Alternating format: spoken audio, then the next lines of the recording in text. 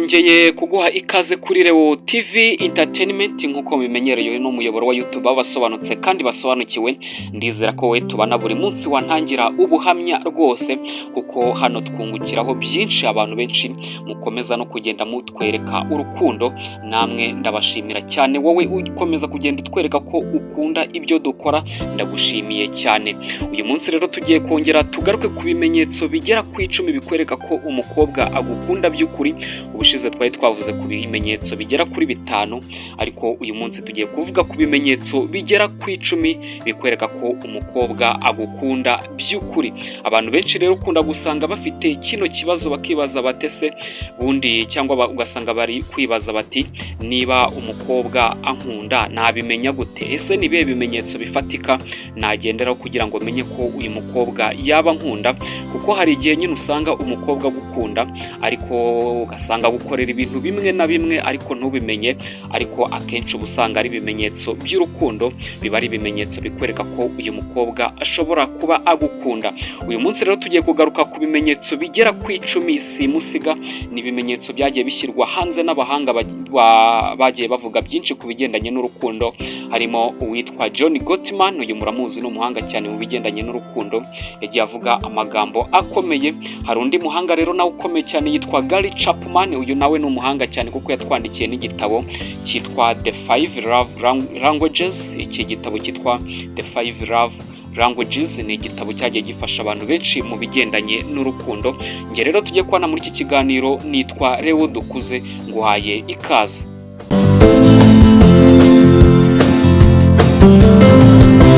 Kwihuse rero, ikimenyetso cya mbere gishobora kukwereka ko umukobwa burya agukunda ariko ukaba utarabimenye. Burya iyo umukobwa agukunda ukunda gusanga ashaka kuganira nawe buri munsi, nyine ugasanga arashaka kuganira nawe buri gihe, ari gushaka kukwereka ko agukunda, ariko wenyine kubera ko utazi ibyo ari byo, utabisobanukiwe. Hano ukunda gusanga nyine utamenye ibyo ari byo, utasobanukiwe muri rusange. Ibi rero usanga umukobwa ahora ashaka ko mwaganira buri gihe, yaba kuri WhatsApp, yaba aguhamagaye kuri telefone nk'ibisanzwe. Ibi rero bigakomeza kugenda byerekana ko uyu mukobwa aba agukunda. Umukobwa nubona akunda kuba, cyangwa nukunda kubona umukobwa akunda kuganira nawe adashaka ko mutandukana, ibi ngibi rwose ni ikimenyetso cya mbere kizakwereka ko umukobwa agukunda. Twagiye ku kimenyetso cya kabiri. Ikimenyetso cya kabiri rero nacyo kizakwereka ko umukobwa burya agukunda. Umukobwa yagukunda burya akunda kuguha attention idasanzwe, cyangwa attention mu rurimi rw'igifaransa. Ibi muri make bishatse kuvuga yuko uyu mukobwa nyine aguha umwanya we, muri make akaba ashaka kuguha umwanya we buri munsi, yumva mwahorana muganira, akumva ibyo uvuga kandi akabyitaho. Ikindi kandi ntabwo uyu mukobwa ajya kwirengagiza.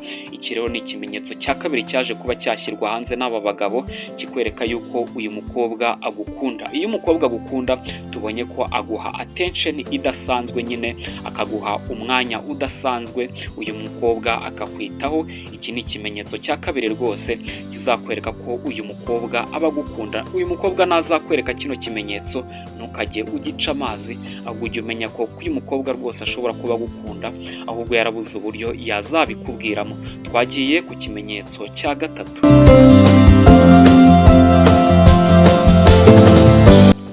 Ikimenyetso cya gatatu umukobwa azakwereka naba agukunda cyane, cyangwa ashaka ko mwajya mu rukundo ariko we ntube ubisobanukirwa neza, ntumenye ibyo ari byo. Burya uyu mukobwa yishimira kukubona. Iki ni ikimenyetso abantu benshi bakunda guhura nacyo, ugasanga nyine ari kukubwira utese uriya mukobwa iyo duhuye mbona yishimye, uyu mukobwa akunda kunsekera iyo duhuye, nkabona nyine hari ukuntu ahindutse mu isura, nkabona ko yishimiye kuba yambona. Iki rero ni ikimenyetso gikomeye cyane cyaje kuba gishyirwa hanze n'aba bagabo, kitwereka yuko, cyangwa gishobora kuba cyakwereka ko uyu mukobwa akwifuza, uyu mukobwa yabuze uburyo yakubisabamo urukundo, kuko urabizi ko burya abakobwa kuba bagusaba urukundo ni ibintu bibagora cyane. Niyo mpamvu uzasanga uyu mukobwa nyine yishimira kukubona ariko akabura uburyo yakubwira ko agukunda. Twagiye ku kimenyetso cya kane. Ni ikimenyetso nacyo rwose gifite umumaro cyane mu bigendanye n'urukundo. Niba ushaka kumenya byinshi, ndaje dukomeza. Ikimenyetso cya kane rero twihuse kizakwereka ko umukobwa agukunda, umukobwa yakwimariyemo, umukobwa yabuze uburyo yakubwira ko agukunda. Uyu mukobwa usanga akunda kwibuka ibintu byawe bito. Iki kintu ushobora kwibaza ati ese gisobanuye iki? Uyu mukobwa ukunda gusanga nyine yibuka utuntu mwagiye muganira kera, ugasanga nyine yibuka utuntu twose ukunda, ibintu byose wanga. Uyu mukobwa nyine ibi bintu byose aba yarabizirikanye nubwo muba mwarabiganiriye mu gihe cyashize, ariko uyu mukobwa uzasanga nyine akunda kukwereka ko utwo tuntu twose agenda atwibuka, utuntu twose mwavuze kera. Uyu mukobwa ntabwo ajya apfa kutwibagirwa. Iki rero kikaba ari ikimenyetso cya kane simusiga kizakwereka ko uyu mukobwa agukunda, akunda kwibuka ibintu byawe byose, yewe niyo byaba ari bito cyane. Ikintu cya gatanu rero kizakwereka ko umukobwa agukunda, uyu mukobwa uzasanga akugirira ishyari rito cyangwa icyo bita jealousy cyangwa jalousie mu rurimi rw'igifaransa, ariko hano hantu witonde, ntabwo ari ishyari nyine rikomeye cyane, ahubwo mu kinyarwanda bavuga ko ari nko gufuha. Bavuga ko ari nko gufuha kuko iyo umukobwa agukunda usanga agufuhira iyo abonye uri kumwe n'abandi bakobwa muri kuganira mwasabanye. Uzakunda gusanga nyine uyu mukobwa akwereka ko biriya bintu aba atabyishimiye, kuko uyu mukobwa aba yarakwimariyemo. Uyu mukobwa aba agukunda ariko yarabuze uburyo yabikwereka. Iki rero kikaba ari ikimenyetso cya gatanu rwose simusiga, ni ikimenyetso cy'umumaro cyane, kuko burya iyo umukobwa agukunda akugirira ishyari rito cyangwa kugufuhira. Ugasanga nyine umukobwa akunda kugufuhira akakwereka utuntu two kugufuhira. Twagiye rero ku kimenyetso cya gatandatu. Ikimenyetso cya gatandatu rero umukobwa azakwereka kikakwereka ko ashobora kuba agukunda cyangwa nyine ko uyu mukobwa agukunda. Uyu mukobwa ashaka kumenya cyangwa ashaka kukumenya cyane. Uyu mukobwa nyine ukunda gusanga agufitiye amatsiko ku bintu byawe byose, umuryango wawe. Uyu mukobwa nyine usanga akubaza ati ese ufite abavandimwe bangahe? Ese aba bavandimwe kutabanyereka? Ese ababyeyi bawe ni bande? Banyereke, nyereka amafoto yabo. Ibi ngibi nyine bizakwereka ko uyu mukobwa aba akwitayeho, kandi uyu mukobwa nyine aba ashaka kuza kugiraho umubano urambye. Iki ni ikimenyetso rero simusiga kizakwereka ko uyu mukobwa aba agukunda, ahubwo aba yarabuze uburyo yabikubwira. Rero nuzajya ubona umukobwa ashaka kukumenya cyane, akubaza utubazo twinshi ku bigendanye n'ubuzima bwawe, uzamenye ko rwose uyu mukobwa aba yaragukunze. Twagiye ku kintu cya karindwi.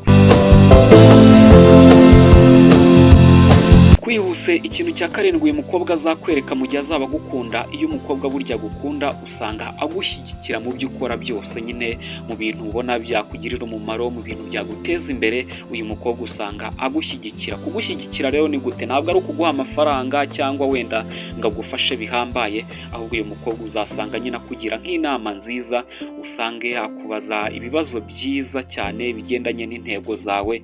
Uyu mukobwa akubaza ati ese ni izihe ntego ufite mu bigendanye n'ubuzima bwawe? Ibi rero ni ibintu bizakwereka ko uyu mukobwa agukunda cyane. Muri make uyu mukobwa akunda kugutera imbaraga ku bintu byawe nyine ubona byazakugirira umumaro ejo hazaza, aho agenda nyine agufasha mu byo ari byo byose ukora bya buri munsi byakugirira umumaro. Twagiye ku kintu cya munani cyangwa ikimenyetso cya munani.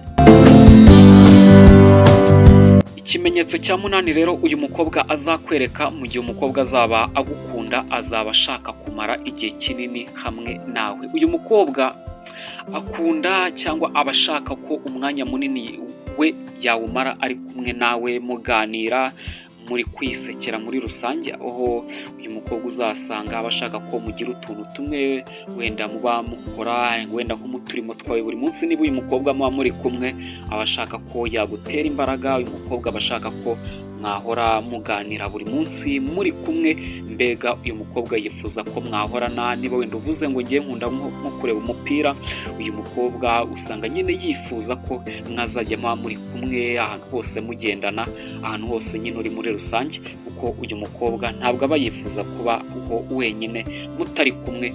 Twagiye ku kintu cya cyenda kizakwereka ko umukobwa agukunda. Ikintu cya cyenda rero kizakwereka ko umukobwa agukunda, uyu mukobwa akwereka icyo bita caring cyangwa akwitaho. Ibi rero bivuze iki? Uyu mukobwa ashobora kukubaza ibibazo bigiye byihariye mu bigendanye no mu buzima bwawe muri rusange, aho uyu mukobwa nyine akunda kugenda akwereka cyangwa aguha nka keya. Urugero, niba wenda muba muri kumwe, aba ashaka kuba yagutekera, aba ashaka kuba yagufurira nk'imyenda, akaguterera ipasi imyenda yawe muri rusange. Ibi ni ibimenyetso bizakwereka ko umukobwa agukunda. Kino kimenyetso rero ni ikimenyetso cy'ingenzi cyane cyagiye kivugwa n'aba bagabo, by'umwihariko nka Gary Chapman, kuko no muri iki gitabo yise The 5 Love Languages n'iki kintu cyangwa iki kimenyetso nacyo yagishyizemo. Ibi rero bikaba ari byo byerekana ko uyu mukobwa agukunda cyane. Twagiye ku kintu cya 10, ni ikintu gikomeye cyane. Ikintu cya 10 rero umukobwa azakwereka, kikaba kikwereka yuko uyu mukobwa agukunda, ahubwo yabuze uburyo nyine yabikwereka muri rusange. Uyu mukobwa arakwizera. Uyu mukobwa usanga kwizera kandi akakwereka ukuri. Uyu mukobwa ntabwo yakubeshya, ibintu byose muri make akubwiza ukuri, aba ashaka kukwereka ukuri muri rusange. Kandi uyu mukobwa aba kwizera, ni nacyo kiba cyaratumye uyu mukobwa atangira kugenda akwizera muri rusange, akakwereka urukundo, kandi akaba yanifuza yuko mwakomezanya urukundo muri rusange. Uyu mukobwa rero nazakwereka bino bimenyetso bigera ku 10 tuvuze hano, uyu mukobwa rwose nta kabuza azaba agukunda, ahubwo nawe uzahite ufatiraho nyine, utangire kugenda umwereka ko nawe ubyishimira ibyo agukorera, utangire kugenda umubwira amagambo meza nyine yamufasha muri rusange. Rero twari turi kumwe muri iki kiganiro, nitwa Leo Dukuze. Niba ukunda ibyo dukora, kora kuri subscribe kandi ukore like, share and comment, unakore comment kabisa niba wumva nyine ibi bintu byagufashije, bino bimenyetso niba wumva ari byo koko, niba ubyizeye, nyandikira muri comment umbwira uti ubutaha uzatubwire kuri iki. Ikindi nababwira nuko dufite ibindi biganiro twagiye dukora byinshi byagiye bigenda bivuga ku rukundo muri rusange. Hano dufite playlist iriho ayo mavideo agiye atandukanye twagiye tubakorera ku bigendanye n'urukundo. Twari turi kumwe rero, ndabashimiye. Icyo nakwifuriza nuko amafufu n'amafaranga byakomeza kubafubika. Ndabashimiye cyane.